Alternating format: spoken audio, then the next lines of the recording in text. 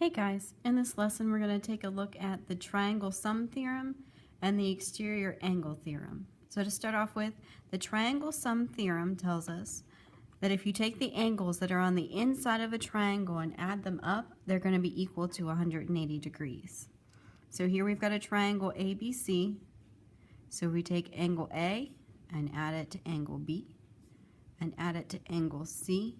That should give us 180 degrees every single time.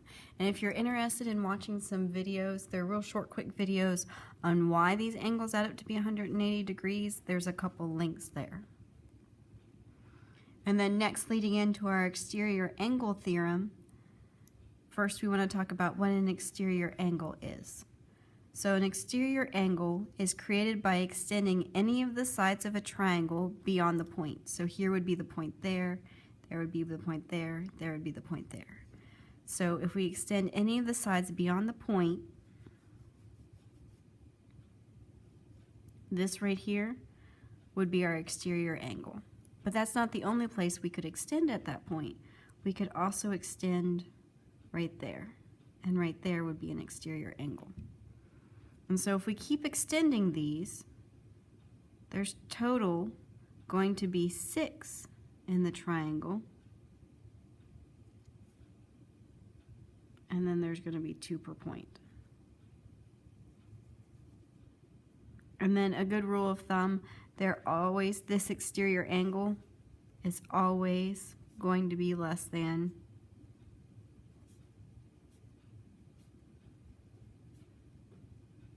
180 degrees. So if you get an angle that's bigger than that's 180 or bigger, you know you've done something wrong. So if we look at that, an exterior angle is equal to the sum of the measures of the two non-adjacent interior angles. So if we break that down, an exterior angle, so this guy right there, angle ACD is going to be equal to the sum. Sum means add the measures of the two non-adjacent. Remember, adjacent means beside. So the two angles that are not beside, so this would be adjacent, so it can't be that one. So angle A and angle B are our two non-adjacent angles. So angle A plus angle B is going to give us that exterior angle. So if we start trying some of these out, first we'll take a look at our triangle sum. And remember, our triangle sum is angle A plus angle B plus angle C is going to be equal to 180 degrees. So if we take a look at this first example, it wants to know what is the value of S. Well, we know these three angles added up together will give us 180. So this angle is 48 degrees, plus this angle is just represented by S, plus 33 is going to give us 180 degrees. So 48 plus 33 gives us 81 plus S is equal to 180. Solving for S, so got to subtract the 81 from both sides. So S is going to be equal to 99. So this should be 99. So if we've done everything correctly, we can check and see if our answer is right and do 48 plus 99 plus 33. And if when you add them together that gives you 180 degrees, you know you've done the problem correctly. So if we try the next one. Looking at the next one, we've got 63, 83, and 2p, and they want to know what the value of p is going to be. So we use our triangle sum theorem that tells us that the three angles, so in this case 63 plus 83 plus 2p is equal to 180 degrees. So we're going to solve for p. So 63 plus 83 should give you 146, plus 2p is equal to 180. Subtract the 146 from both sides, And that'll leave you with 2p is equal to 34. Divide by both sides by 2.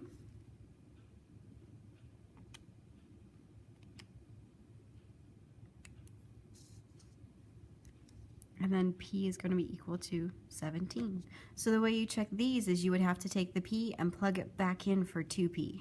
So 2p is 34, because we did 2 times 17 to give us the 34. So then 63 plus 83 plus 34 gives us 180, so we did okay. So looking at the next one, they want to know what is the value for b. So we're going to take the b plus 43, so the first angle plus the second angle, b plus 44, plus the third angle, b plus 42, is going to be equal to 180 degrees. So we combine our like terms. 3b plus 43 plus 44 plus 42 gives us 129 is equal to 180. Minus the 129 from both sides. And we get 3b is going to be equal to 51. Divide both sides by 3. And b is going to be equal to 17. To check this, we're going to do 17 plus 43. Gives us 60, and then 17 plus 44, 61, and then 17 plus 42 is 59. So to check, we're going to do 60 plus 61 plus 59.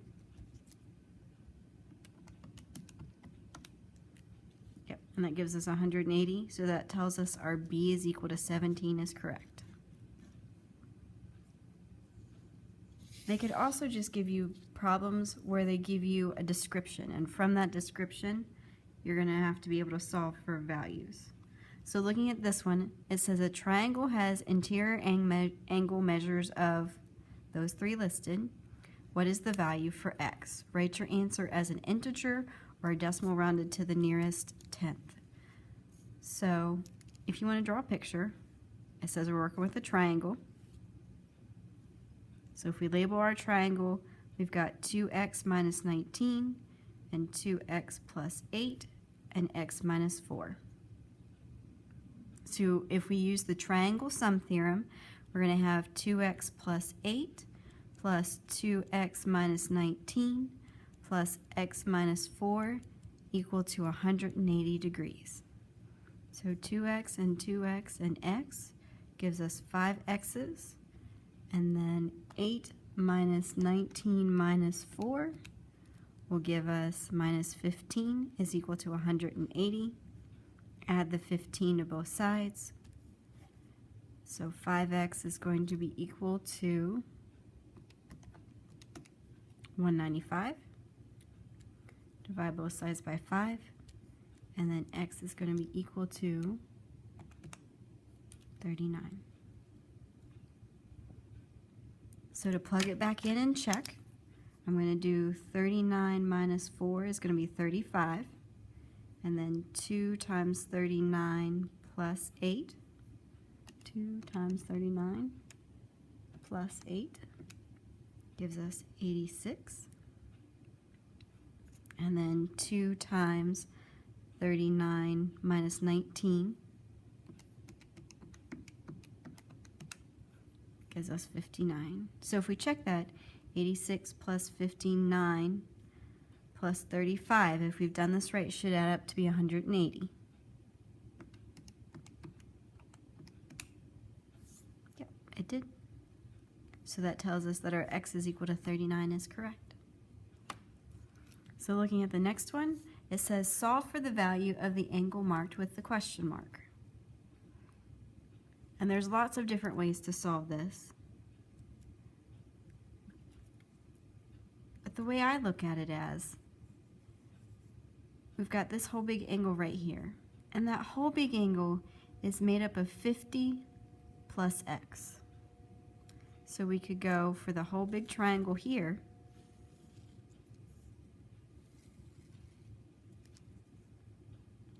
$50 plus x plus 64 plus 31 is going to give us 180 degrees because there's that whole big triangle there.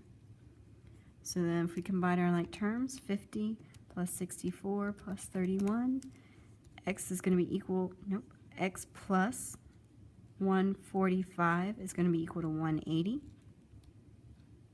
Subtract the 145 from both sides.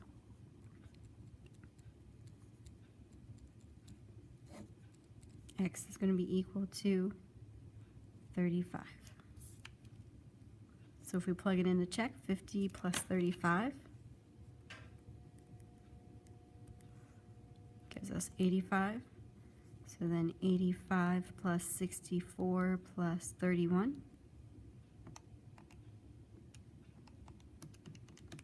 Yeah, and that gives us 180. So we know the x is equal to 35. So there's you a couple different examples of things that they could give you for the triangle sum theorem. So next we're going to look at the exterior angle theorem, and just as a refresher that this angle out here on the outside is going to be equal to this angle plus that angle, the two non-adjacent angles. So the two that don't touch this one are going to be these two added together equal to that one. So if we start trying those out, looking at this one, it says, what is the measure of angle 1? So using our exterior angle theorem, this angle plus that angle is going to be equal to that one. So 71 plus 31 is going to be equal to angle 1. So this is a very nice, neat problem where all you've got to do is 71 plus 31 to give you 102 is going to give you angle 1. So there's the answer. And then they could give you some where they don't give you, where they do give you the exterior angle and don't give you one of the interior angles. And this is where problems like these are where the rule is going to start coming in very handy and very important, because if you don't get the rule right, you won't be getting the right answer. So this one, the two non-adjacent, so angle 1 plus angle 69 is going to be equal to the exterior angle, 123. And this is just 69 degrees. So if we subtract the 69 from both sides, angle 1 is going to be equal to 54.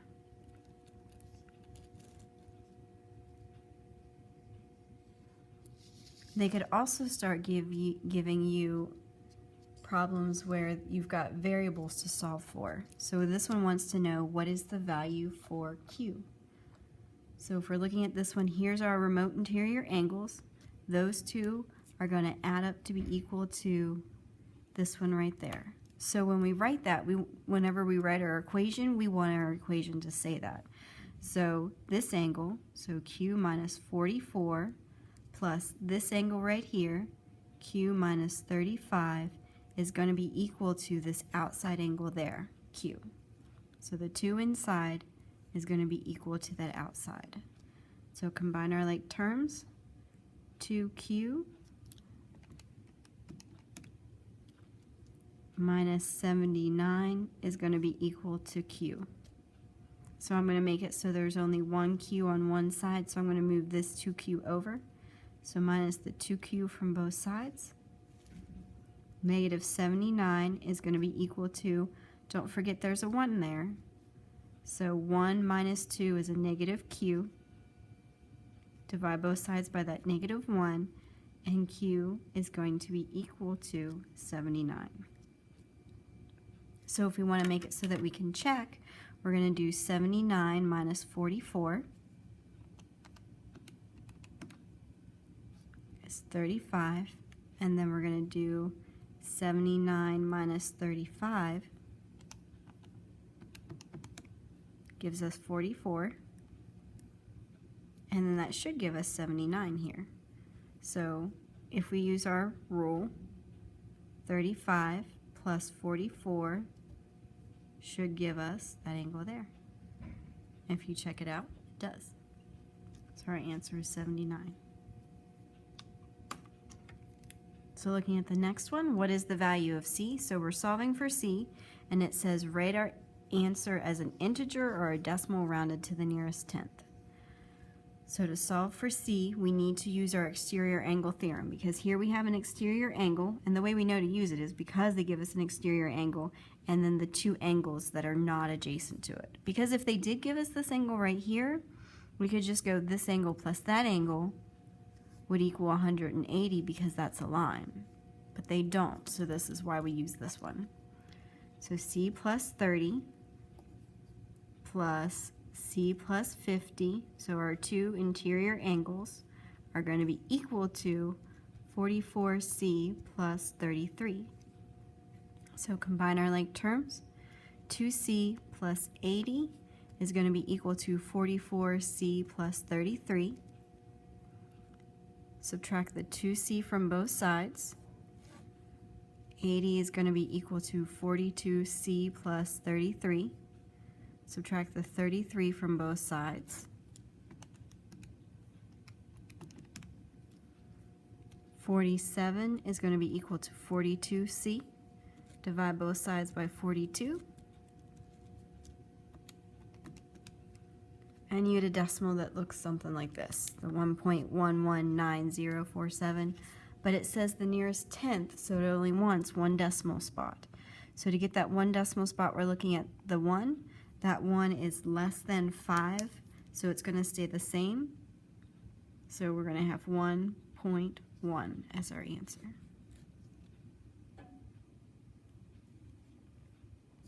All right, looking at the next one, what are the values of Q and W? So for these, find what all of one variable is and then find where all the other variable is. And if we're looking for Q's first, there's a Q, there's a Q, there's our Q. And the way these two angles are related to this one, these are the interior angles that are not adjacent to that one. And this is an exterior angle. So we're using our exterior angle theorem. So this is the only W, so we're going to use all the other Q's to solve for, and then we'll get back to W here in a minute. So if we do that, we're going to have Q, the inside ones, Q plus Q minus 26 is going to be equal to Q plus 42. So to solve for Q, 2Q minus 26 is going to be equal to Q plus 42. Subtract Q from both sides. Q minus 26 is going to be equal to 42. Add the 26 to both sides. Q is going to be equal to 68. So that tells us that this one's 68. This one is 68 minus 26 to give us 42. And this one is going to be 68 plus 42, which is 110. So there's two different ways that you could go about solving for W now. You could look at it as W is on the inside of that triangle, so we could use the triangle sum theorem with that angle, the 68 and 42, and set equal to 180 and solve. Or you could look right here and see that we have a straight line and just do this angle right here. If you showed all the math to do it, you would have Q plus 42 plus W is equal to 180 because it's a straight line. And we know we've already solved that Q is 68, so we can go 68 plus 42 plus W equals 180. And then 68 and 42 is 100 plus W equals 180. Subtract the 100 from both sides, and then W is equal to 70. So for solving for Q and W, Q is going to be equal to 68, and W is going to be equal to 70. And looking at the last one wants us to solve for the value of Y. And if we look, Y is right here, but that's the only Y that we see in our problem. So in order to be able to solve for it, we're going to have to figure out what A is first. So if we're looking at our A's, there's an expression with A in it, there's an angle with A in it, and there's an angle that has an expression with A in it. And if we look at how these two angles are related to this angle, we have our exterior angle theorem. So that tells us that that angle plus that angle is going to be equal to that exterior angle. So if we do the math for that, we'll have 10A minus 47 plus 5A plus 24 is going to be equal to 9A plus 43. So if we add those together, 15A minus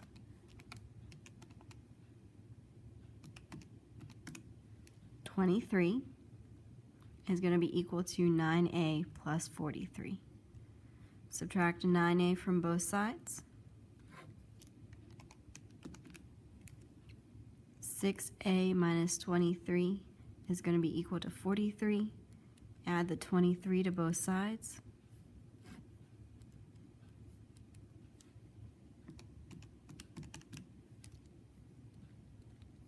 So A is going to be equal, divide both sides by 6, so A is going to be equal to 11. And you're going to have to be careful here because you're going to get 11 and want to put that in for the answer, but it's not because the question asks for Y.